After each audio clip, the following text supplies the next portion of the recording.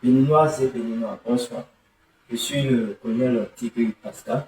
Depuis ce matin, nous avons lancé une opération qui consiste à libérer le peuple béninois de la dictature de Patrice Talon et des libertés qu'il a longtemps arrachées au peuple béninois. Nous vous invitons à un soutien massif de notre action et nous appelons le gouvernement français à ne pas du tout s'initier dans les affaires intérieures de notre très cher pays, la République du Bénin. Au Bénin, les médias béninois et français ne peuvent pas prétendre qu'un simple petit groupe isolé est derrière ces tentatives de coup d'État. Ça, c'est une propagande. Quand on parle d'un lieutenant-colonel qui décide de renverser la table et qui aurait auparavant servi dans le nord du Bénin, une zone où l'armée est totalement délaissée face au groupe terreau, mais il faut faire très attention. Ce n'est pas une poignée d'aventuriers, c'est un ras-le-bol. Et lorsque la presse occidentale évoque des militaires proches du pouvoir tentant de reprendre le contrôle, le tenter ici implique forcément des échanges de tirs et, potentiellement, des victimes du côté Talon. Même si ce n'est qu'une tentative, comme ils le font croire, elle met en lumière des fragilités profondes au Bénin. Le pays révèle les premiers signes du déclin d'un système arrivé en bout de souffle. L'armée est divisée, politisée, et beaucoup d'officiers expriment leur mécontentement depuis des années. Les conditions de vie sont difficiles, et certains soldats ont même le sentiment d'être utilisés comme chair à canon dans la lutte contre les groupes terreau au nord à la frontière Niger-Burkina Faso. Le simple fait que des militaires aient pu prendre la télévision nationale d'un pays pendant plusieurs heures montre une faille majeure dans la chaîne de commandement et surtout une forme de colère au sein de certaines troupes. La réalité, c'est que tout le monde au Bénin n'accepte pas l'idée d'élections verrouillées. Une partie de la population n'y croit même plus et dans l'espace francophone, un effet contagion s'installe. Plus aucun régime pro-français n'est réellement à l'abri. Il y aura des coups de libération chez certains et des coups d'état néocolonialistes chez d'autres. Le Bénin entre à son tour dans cette zone de turbulence. Les militaires ont tenté de prendre le pouvoir au Bénin ce dimanche matin. Ils se posent actuellement la question, celle de savoir, était-ce vraiment des militaires ou bien autre chose? Je vous fais un petit rapport de l'état actuel des choses. Alors, dimanche, le 7 décembre 2025, à la télévision publique, un groupe de soldats annonce qu'ils ont démis de ses fonctions le président Patrice Talon.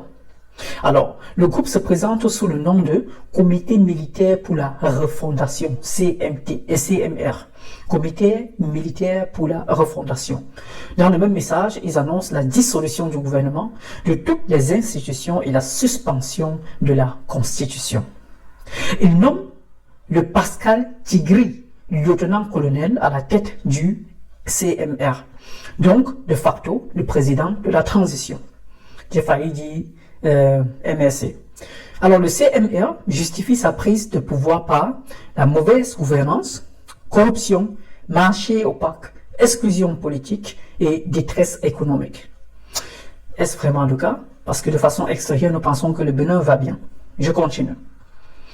Des mesures d'exception sont annoncées. Fermeture des frontières terrestres, maritimes, aériennes, suspension des partis politiques. Dans la foulée, les coups de feu. Les coups de feu sont attendus près de la résidence présidentielle, dans le quartier Guézo à Cotonou.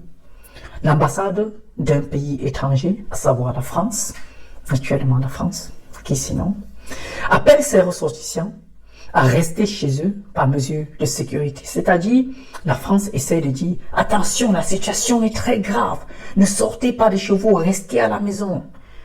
C'est-à-dire, la France veut montrer qu'il y a un problème au Bénin, donc c'est en train d'escaler. On continue. Peu après, l'entourage de Patrice Talon dément la validité du coup. L'armée régulière, les vrais militaires, affirment avoir repris le contrôle. Selon cette source, à savoir Rhône FM, le président Talon et sa famille seraient en sécurité et aucune institution stratégique ne serait réellement aux mains des mutins. Jusqu'à maintenant, aucune confirmation officielle du nouveau régime CMR ni de la présidence n'a été rendue publique. À l'heure actuelle, le pays est dans l'incertitude. Tentative de coup d'État au push avorté. Le débat reste ouvert. À l'international, cet événement s'inscrit dans une série de troubles. Ce type de coup d'État militaire se multiplie en Afrique de l'Ouest. Le pays, stable depuis plusieurs années, est soudainement replongé dans une crise politique majeure. Est-ce vraiment majeur ou bien c'est un non-événement? Ce qui marque une rupture brutale de la trajectoire qui suivait. Quelle rupture? Moi, je pense que la trajectoire est toujours en train d'être suivie. Pour le moment, le futur est suspendu. Quel futur est suspendu? La population béninoise, comme le monde, attend que la situation se clarifie. La situation n'est-elle pas déjà claire? Béninois, dites-moi, qu'est-ce qui se passe réellement? J'aimerais savoir. Parce que, à ma connaissance, j'ai comme impression, et je donne mon avis, que c'est tout simplement un non-événement. J'ai comme impression, et je donne mon avis,